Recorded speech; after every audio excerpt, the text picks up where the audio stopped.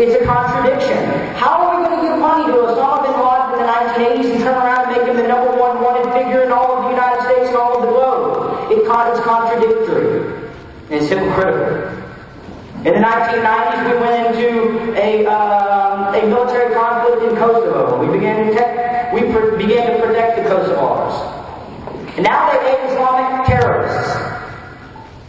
After pumping money in and trying to protect them and allow them to have freedom and sovereignty over their own lands without the Serbs encroaching upon their liberty. So in the 1980s, we funded not only Osama bin Laden, we also funded Saddam Hussein and his war against Iran. Folks, does this seem silly to you? Because it seems absolutely preposterous to me that the United States would give money to Osama bin Laden and hand it out all over the globe, then complain and whine after we taught them how to fight and armed them, and now we're fighting against them. We armed them, we trained them, and now we're paying the price. And we need to be very careful. We're doing the same thing in the Holy Land. We fund Israel.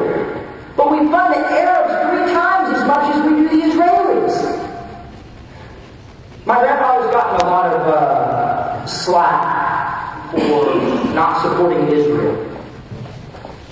In reality, he wants to truly support Israel. He wants to make them sovereign. He wants to allow them to make their own decisions. In the 1980s, the Israelis struck out against the Iraqis and destroyed a nuclear reactor, a nuclear power plant that was in Iraq. And the Israelis felt that was a jeopardy to their sovereignty, to their right to freedom, and they attacked and they destroyed this power plant. They destroyed this nuclear facility.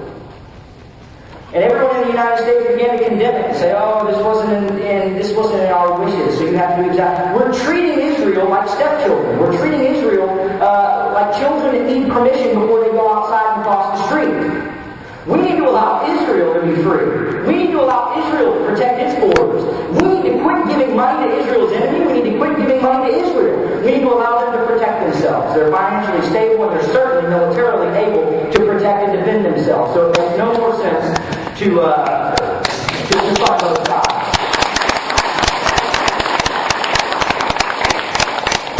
A lot of people call my grandfather an isolationist, and I think that's what makes me the most angry. They use this term isolationist, when in fact this is nothing but the furthest from the truth. There is a huge difference between non-interventionism and isolationism. And I told you at the beginning of this speech that you might need to put your thinking cap on. You might need to look past the mainstream media.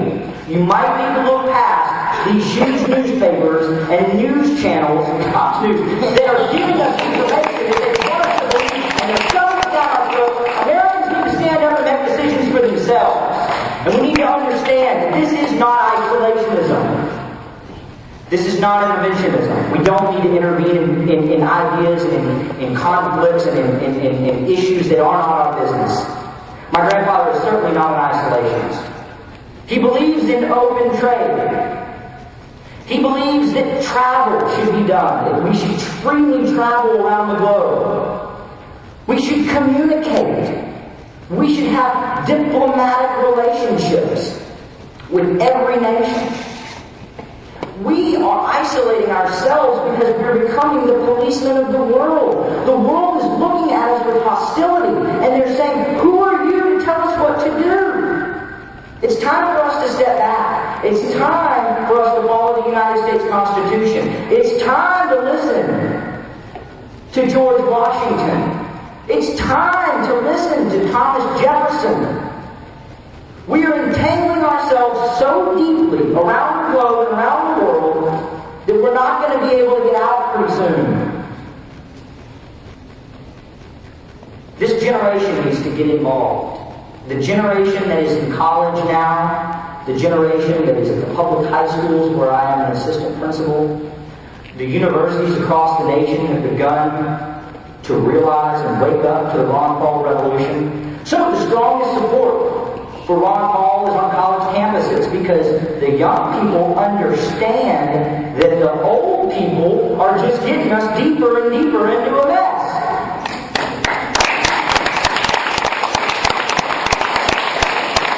We need to be involved. And you have to remember, I want to leave you with these particular words and this particular idea. idea tonight. This message of freedom and limited government and the right to be sovereign once again, this is a message. It's not about the messenger. Ron Paul in 2008 happens to be the messenger.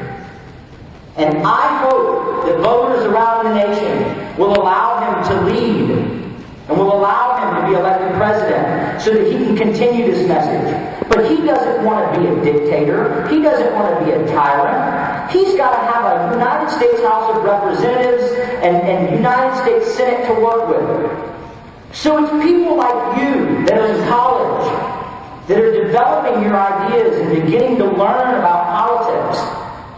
It's your responsibility to run for city council, to run for state representative, to run for Texas Senate. It's your job to challenge